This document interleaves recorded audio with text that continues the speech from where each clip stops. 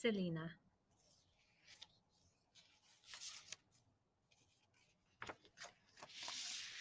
Lake Jackson, Texas, 1977. The music coming through the window caught 6-year-old Selena Quintanilla's attention. She bounded indoors and raced through the kitchen, startling her mother, Marcela. Where are you going, Sally? Marcela asked. To sing with them, Mommy, replied Selena. They sound good. In the living room, big brother AB strummed a guitar while 9-year-old Suzette beat rhythm on the drums. Their father Abraham had spent weeks teaching his older children to play their instruments. It hadn't always gone well. The kids often complained about practicing. They'd rather be out in the bright Texas sunshine. But that day they were hitting all the right nights of Blue Moon, a tune Selena knew.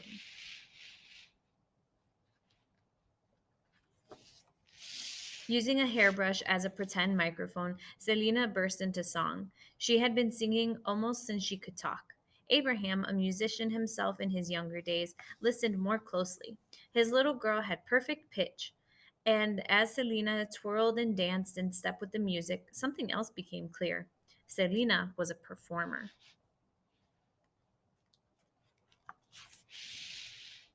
The Quintanillas. Years earlier, on Easter Sunday, April 16, 1971, Marcela and Abraham Quintanilla had thought their third child would be a boy. A mom to be sharing the hospital room had picked a lovely name for her own baby, certain it was a girl. In a twist of fate, that mom had a boy.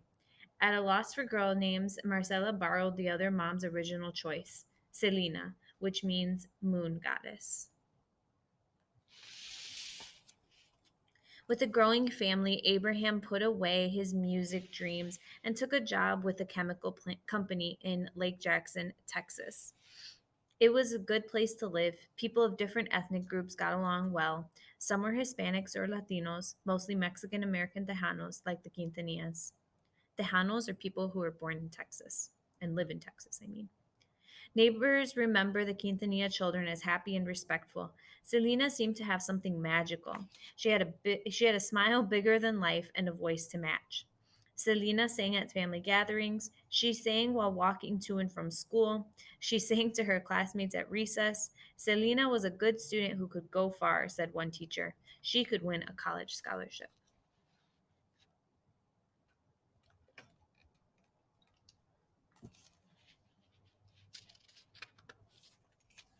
A family band.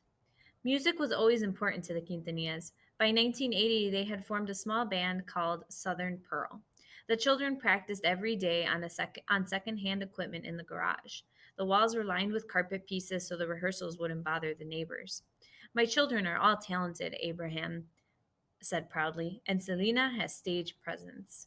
He arranged the music and booked performances at parties and country fairs. Everybody helped. My mom painted empty coffee cans black to make spotlights, Selena said. In 1980, Abraham quit his job to open a Mexican style restaurant called Papagayos. The band performed there most weekends, imitating her favorite American pop artist, 9-year old Selena's clear, strong voice soared over the clatter of dishes. Then, in the early 1980s, the Quintanilla's life took a turn. Corpus Christi, Texas, 1983. Times were tough in America. Jobs were hard to come by. People had less money to eat in restaurants. Papagayos closed. The small house in Lake Jackson, including the furniture, was sold to pay bills. The family moved to Corpus Christi, Texas. They rented a house in the Molina Barrio, a middle class neighborhood where many Tejanos lived. For Selena, everything changed except making music, but now it became a way for her family to earn a living. We had no other alternative to make money, Selena said. With her as the main attraction, the band took the name Selena y los Dinos, Selena and the Boys. Selena tried to look older than her 12 years. She wore makeup and flashy homemade clothes, but only on stage. At home, she was just like any other kid, although maybe more sheltered than most because Abraham was very strict. In any case, there was little time for socializing since Selena was often busy rehearsing or performing. Touring the countryside. Most gigs or bookings took place on weekends. Everyone from extra musicians to the family dog traveled in an old van together. Every time we turned, I rolled off the seat, Selena said, laughing. Money was still tight for the Quintanillas. The family traveled from town to town, either sleeping in their van or at inexpensive motels. The money earned went to buy food from roadside stands. You have to take what you can get when you're getting started, Selena said. We ate lots of hamburgers and shared everything. If only a handful of people came to watch, the band still played their best. Those people had paid, and they deserved a good show. The language challenge. On the road, Abraham noticed that many people asked for Tejano music, also called Tex-Mex. Like the Tejano people, Tejano or Tex-Mex music has a character all its own, and it is sung in Spanish, which was a problem for the Quintanilla children who were born and raised in the U.S. They understood the language but didn't speak it well. If the band was to succeed, Selena had to learn to at least sing in Spanish. I can't, Papi, she complained. I don't know what all the words mean. Abraham wrote down how the words sounded, and Selena memorized them. Soon she was singing in Spanish with lots of feeling and no American accent. The audience was convinced she knew what she was saying. No place for a girl.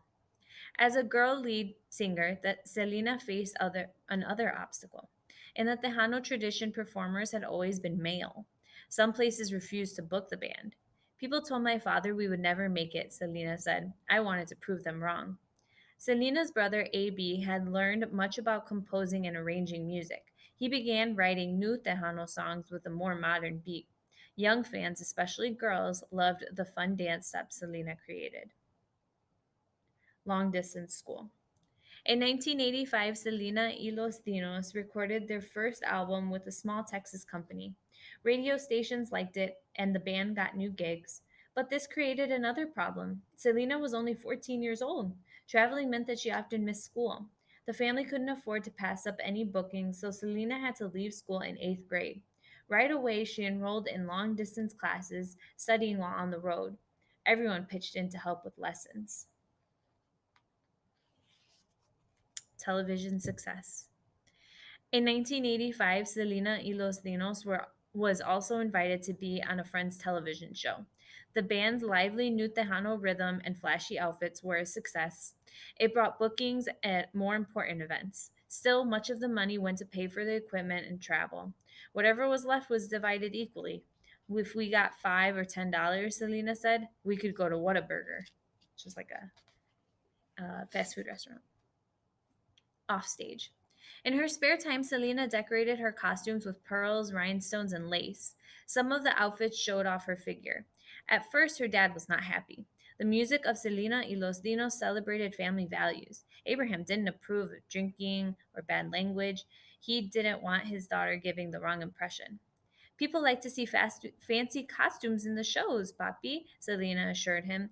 They know who I really am inside. Offstage, Selena led a quiet life. After performing, she stayed in the band's new bus, nicknamed Big Bertha, sewing, studying, and working on songs. She wasn't a typical teen. There were no school dances or football games. She never went out. Her life was all about making music. I never had the opportunity to associate with anybody my own age, she said. Her friends were her family, band members, and people involved with their performances. A rising star's chance to shine. Selena's first big recognition came in 1986. The band was nominated for a Tejano Music Award, an important prize. Although they didn't win, Selena, age 15, won Female Vocalist of the Year. She went on to win this and many other awards year after year. The Tejano girl lead the Tejano girl lead singer had proven everyone wrong. Her star was on the rise. Always believed that the impossible is possible became one of her favorite sayings. In 1988, Coca Cola wanted to make a commercial featuring Latinos. An executive invited several famous performers to record, but after Selena's audition, it was decided she would do it alone. The ad, recorded in English and Spanish, showed Selena's talent to TV audiences across America. At 17, Selena was a lovely young woman, proud of her Hispanic heritage and her appearance. She wanted other Latina girls to feel good about their looks too. Her personality also impressed those she worked with. She was wonderful to everybody. She remembered their names and went out and hugged them, an executive said. Soon after, Selena y Los Dinos were offered a big recording contract. The band turned out a string of hit songs. Crowds flocked to their concerts, thrilled with the new techno sounds and flashing lights, but the main attraction was always Selena's huge personality. Fans called her the Queen of Tex-Mex. Selena never disappointed. Be at your best at all times was her motto. Chris Perez. In 1989, a young musician named Chris Perez joined Los Dinos. He and Selena fell in love. Abraham thought Selena was too young for a serious boyfriend, but for the first time in her life, Selena opposed her father's wishes. She married Chris in 1992. As time passed, Abraham realized Selena had chosen well and welcomed Chris into the family. Fans across the border. Tejano music hadn't been very popular in Mexico before Selena, but as her fame grew, fans there flocked to the band's sold out concerts. Mexican newspapers, radio stations, and TV shows wanted to interview her. Selena had worked hard on her Spanish. It was good enough for singing, but was it good enough for interviews? In 1992, Selena arrived in Mexico to face 35 reporters, all eager to ask questions. She flashed the group a dazzling smile. She hugged each of the writers. When she made a mistake, she giggled. Please excuse my Spanish, she said. She was trying hard to learn the language of her songs, the language of her ancestors. The reporters appreciated Selena's honesty and effort. They found her to be a refreshing change from other stars. Selena was clearly one of their own, brown and proud. An artist of the people, one newspaper wrote, Selena was truly an international celebrity. Giving back. Selena never forgot her early struggles of those of her family. She began to reach out to the community, especially children, visiting schools to speak out against drugs and to praise the value of education. She gave money from her concerts to many charity organizations. Selena wanted to help young people achieve their dreams. She also focused on some dreams of her own. More successes. Selena loved designing clothes. Why not open a shop and to sell her creations? In 1994, the first Selena Etc. store opened in Corpus Christi, followed by another in San Antonio, Texas. Both were very successful. In fact, 1994 was a year filled with successes. The song Bidi Bidi Bom Bom, which Selena helped write, became wildly popular. The catchy tune was constantly played on the radio. Then in March, her album Live was named Best Mexican American Album at the 1994 Grammy Awards. It was the first time that a Tejano woman had ever achieved such a huge honor.